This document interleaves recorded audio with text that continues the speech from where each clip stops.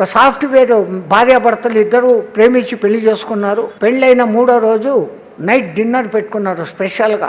వాళ్ళు తింటున్న సమయానికి దీనంగా ఒక గొంతు వినపడింది. గతి లేని పరిస్థితుల్లో అడుక్కుంటున్నాను, చాలా ఆకలిగా ఉంది, కొంచెం అన్నం పెట్టండి అని. వెంటనే ఆమె అన్ని సర్దుతోంది ప్లేట్లో ఆయనకి ఇచ్చేదాన్ని. ఈ మొగుడు అన్నాడు, నీకు బుద్ధి ఉందా లేదా, ఆయన చూడు ఎట్లుండాడో, బలంగా ఎత్తుగా ఉన్నాడు, ప్యాంటు షర్టు నీట్ గా వేసుకొని ఉన్నాడు, ఈ అడుక్కోవడం ఒక పెద్ద ఫ్యాషన్ అయింది, పని చేస్తావరు, ఆడికి ఎందుకు పెట్టేది, ఆడ పెట్టే అన్నాడు. అయ్యో ఆకలి అన్నాడండి, వాడు ఎవడైనా కావచ్చులే, ముందు పెడతాం, అది ఫ్రిడ్జ్ లో పెట్టి రేపటికి తింటాం. ఈ దిక్కుమాల ఫ్రిడ్జ్లు రాబట్టే మనకు సగల రోగాలు. వండింది 3 గంటల లోపల తినడం లేదు కాబట్టే మనకు రోగాలు వస్తుండే. దాచిపెట్టి ఫ్రిడ్జుల్లో తింటాడు. సరే అనింది, ఆమె పెట్టేసింది కానీ ఆ మనసు ఉండడం లే. వాళ్ళిద్దరి మధ్య మాట పెరిగింది. దానం ధర్మం చేయకపోతే మనం సంపాదించే లక్షలు దేనికి, నీకు 1,50,000 నాకు 1,50,000, ఒక్కడికి అన్నం పెట్టలేని ఈ డబ్బు ఎందుకయా అని ఈమె. కూడబెట్టాలా, రేపొద్దున మన కొడుకులు వస్తారు, మనవాళ్ళు వస్తారు, కూడబెట్టాలా పెడతావు ఏ పొద్దో రోజు ఇక్కడనే వదిలిపెట్టి పోతావు. ఆ సంగతి తెల్లేవాడికి. ఈ మాట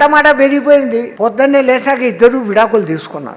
చిలికి గానివాన అంటారే, ఏమీ లేదు విషయం, విడాకులు తీసుకున్నారు. ఇది ఒక పెద్ద ఫ్యాషన్ అయిపోయింది. ఈ మధ్య పెద్దానికి విడాకులు. మన సనాతన సంస్కృతిలో విడాకుల వ్యవస్థ లేనే లేదు. జీవితాంతం కలిసి ఉండాలని చెప్తారు, అది జరగడం లేదు. సరే ఏమో వెళ్ళిపోయింది వేరే కంపెనీకి, ఆ ఊర్లో ఉండలేక వేరే ఊరికి వెళ్ళిపోయింది.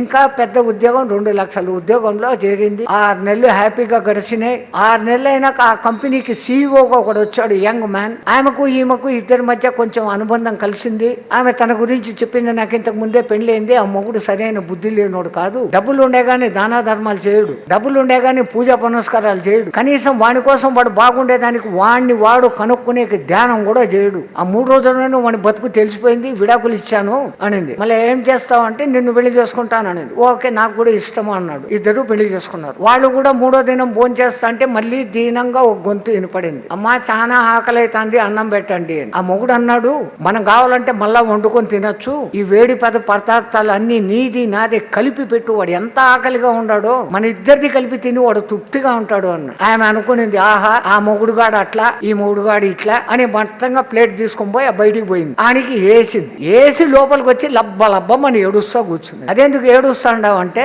ఆ వచ్చిన బిచ్చగాడు ఎవడో కాదు, నా పాత మొగుడు అని. ఈయన అన్నాడు, సృష్టి చాలా విచిత్రంగా ఉంటది, విధి మామూలుగా ఉండదు, అసలు నేనెవరో, నువ్వు అసలు ఏ పొద్దున్నా నా బ్యాక్గ్రౌండ్ ఏందో అడిగావా, నేనెవరో తెలుసా అన్నాడు. అవును మర్చిపోయాను, ఇప్పుడు చెప్పు ఎవరు నువ్వు అన్నాడు. ఆ పొద్దు మీ ఇంటికి బిచ్చానికి వచ్చిన బిచ్చగాడిని నేను అన్నాడు.